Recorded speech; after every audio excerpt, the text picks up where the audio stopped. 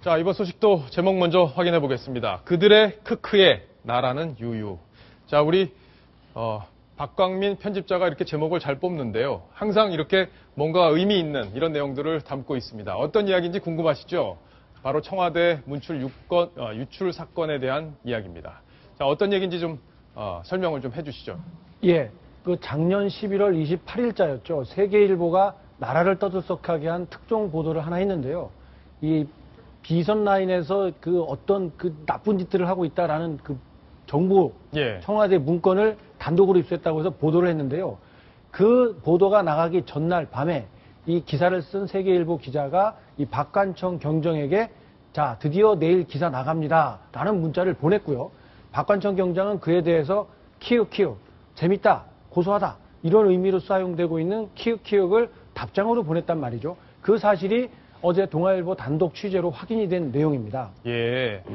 자, 그러면 이 크크의 의미, 그죠? 뭔가 굉장히 만족하는 듯 회심의 의미, 뭐 이런 것도 담겨 있을 텐데, 자, 조수진 차장. 네. 이 크크 안에는 어떤 의미가 담겨 있을까요? 일단 박관천 경정이 내일 기사 나갑니다. 여기에 대해서 흐뭇하게 얘기했다는 거는 박관천 경장이 세계일보에게 어떤 문건을 건넸을 가능성을 뒷받침하는 거죠. 근데 지금까지는 검찰 조사에서는 그렇게 나오질 않았으니까요. 예. 그렇지만 이제 박관청 경정을 통해서 이 문건이 유출됐을 거다라는 어떤 이 검찰 그 결과하고는 맞아떨어지는 거죠. 그러니까 어떤 문건을 직접적이든 아니면은 뭐 제3자를 통해서 우회적으로 했든 간에 하여튼 박관청 경정이 어떤 식으로든 좀 세계일보와 관여가 됐을 가능성이 있다. 그 가능성을 일단 열어놓고 한번 보겠습니다. 김태현 변호사 보시기엔 어떠세요? 우리 속된 말로 짜고 치는 고스톱이라고 하죠. 제 눈에 그렇게 보이고 저게 사실 어떻게 보면 저게 맞다면 세계일보에게는 사실 치명적인 것이죠. 왜냐면 그 문건을 허위라고 그러더라도 이 사건 터졌을 때 다들 뭐라고 그랬냐면 세계일보 입장에서는 본인이 취재한 내용이고 내용이 허위라도 이게 청와대 공식 문서이기 때문에 그걸 사실이라고 믿었을 상당한 이유가 있을 것이다. 그래서 뭐 무혐의 처분 나지 않겠느냐 그런 얘기들을 많이 했고 저도 그렇게 생각을 했습니다만 만약에 저저 크크라고 하게 되면 박관청 경정 입장에서는 본인이 이 문건을 세계일보 기자에게 전해줬다는 거고 그 기자가 릴리스되는 걸 다 짜고 했다는 거 아니겠어요? 그러면 사실 어떤 의미에서 보면 세계일보 기자는 박관청 경정이 어떤 의도로서 저 문건을 만들어낸지 그 내용이 허위가 아닌지에 대해서 충분히 인식이 가능했다고 볼 수도 있거든요. 그렇기 때문에 이렇게 되면 세계일보로서 명예훼손에 아마 유죄가 나올 가능성도 있습니다. 자, 이 크크 한마디에 유죄가 나올 수 있다. 자, 이동일 차장께 제가 질문을 드릴게요. 지금 시청자 여러분들이 약간 의아해 하실 만한 부분이 있습니다. 왜냐하면 지금까지 검찰 조사에서는 박관천 경정을 통해서 세계일보 기자로 문건이 나간 게 아니다. 이렇게 지금 결론이 나왔었고 그렇다면 그런 전제라면 이런 문자가 박관천 경정에게 왔다면 박관천 경정은 이렇게 답을 했어야 돼요.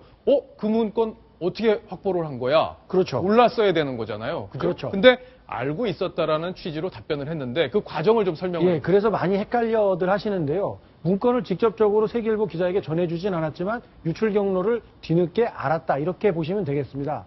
이 박관청 경정이 작년에 청와대를 나오면서 서울지방경찰청 정보 분실로 발령을 받습니다. 애초에는 그렇게 알려져 있었는데요. 거기에 이 문건들을 가져다 놓았는데 문제는 한모 경위가 이것을 무단으로 복사를 해서 이미 그 스스로 목숨을 거는 최경락 경위에게 이걸 전달합니다. 그 문건이 다시 세계일보 기자에게 건네지는데요. 이 세계일보 기자는 그래도 취재 활동을 열심히 했습니다. 이 내용이 과연 사실일까? 라고 의문을 품었기 때문에 이 문건의 작성자로 알려진 박관청 경정에게 직접 연락을 취해서 몇 차례 만나기도 합니다. 그래서 만나서 이 내용이 사실이냐 여러 차례 확인을 합니다. 물론 박관청 경정은 의도를 가지고 만든 허위 문서였지만 기자에게는 사실이다, 맞다 이런 취지로 계속해서 일관되게 이야기를 해줬고 이 계속 보완 취재를 하다가 결국 세계일보에서 그 내용을 그대로 보도를 했는데 이미 자기의 문서를 가지고 있었고 그 내용을 확인하는 여러 차례 만남, 통화 이런 것들을 해왔기 때문에 박관청 경정은 세계일보 기자가 조만간 이 기사를 쓰겠구나라는 걸 인지하고 있었고 보도하기 전날 문자를 보내줬고 그에 대한 답신으로 키읔키읔을 보냈다는 것은 내가 이렇게 의도한 대로 보도가 된다면 세상이 어떻게 될 것이고 나를 견제했던 문고리 권력 3인방에게 치명타를 줄 것이다. 쌤통이다. 이런 마음을 갖고 있지 않았을까 해석합니다. 자, 그렇다면 결국에는 이 박관천 경정이 허위로 만든 문건, 그렇죠? 그게 이 과정을 통해서 보도가 됐고 이 세계일보 기자는 결국에는 이 과정에서 이용당한 측면이 상당히 있네요. 그렇습니다. 이 박관청 경정은 문건을 유출할 의도 이런 것들은 사실 없다고 보여는 게 맞습니다. 단지 허위의 보고서를 작성하고 청와대 문건을 공식화해서 만들었고 윗선에 보고하고 이런 것들을 의도했지 이게 세상에 알려지기를 원했던 것까지는 아닌 것으로 보입니다. 왜냐하면 이 유출하는 경로를 보면은 박경정이 직접 나선 게 없거든요.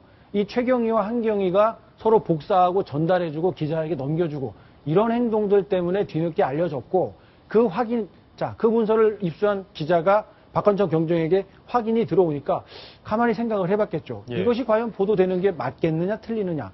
그런데 합리적인 판단을 하지 못하고 결국 자기가 만든 문건에 자기가 감옥에 가는 이런 결과를 낳은 셈입니다. 자, 박경정이 어떤 의도를 갖고 있었는지는 지금 확실하게 예단하기는 좀 어려울 것 같습니다. 자, 시청자 질문이 들어왔습니다. 같이 보겠습니다.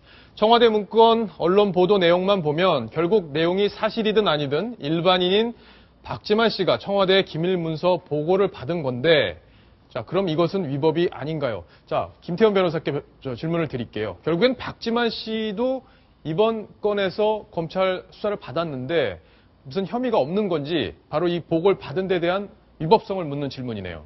보고만 받았으면 혐의는 없죠. 아, 그렇습니까? 예, 가져온 걸 내가 봤을 뿐이니까 혐의는 없는데 문제는 보고를 받은 다음에 그다음에 야 계속 더 가져와봐. 그래서 만약 교사를 하거나 또 공모를 했다면 위법 사실이 있는 것이죠. 근데 검찰 수사 발표에 대해 어제 보면 박지만 씨에 대한 혐의는 없다고 얘기를 하고 있거든요. 박지만 씨 본인이 내가 시킨 적이 없다라고 하고 여러 가지 관련 증거들을 봤을 때 박지만 씨는 직접적으로 교사하거나 공모했던 증거는 없는 것이라고 이제 판단이 된 것 같은데 문제는 사실 법적인 책임에서 끝날 문제는 아니죠. 박지만 회장 같은 경우는 대통령이 어떤 친동생인데 사실 정상적인으로 하면 저런 문건이 왔을 때 야 이걸 왜 나한테 가져와 이렇게 하는 게 맞는 것이거든요. 왜냐하면 사실은 공직기강 비서관실이라는 거는 자기를 관리하고 감시하는 기관입니다. 자기를 관리하고 감시하는 기관에서 자기에 대한 문건들, 어떻게 보면 자기의 라이벌에 대한 문건들을 가져왔을 때 그걸 보고서는 계속 묵인하고 그 다음부터 열몇 차례 계속 문건을 받아봤다는 점에 대해서 법적으로는 깨끗할지 모르겠지만 글쎄요 정치적으로나 도덕적으로는 박지만 회장의 처신에도 문제가 있는 것으로 보입니다. 예. 자, 김태현 변호사의 진단까지 정리를 해보겠습니다. 자, 이번 소식 여기서 마무리합니다.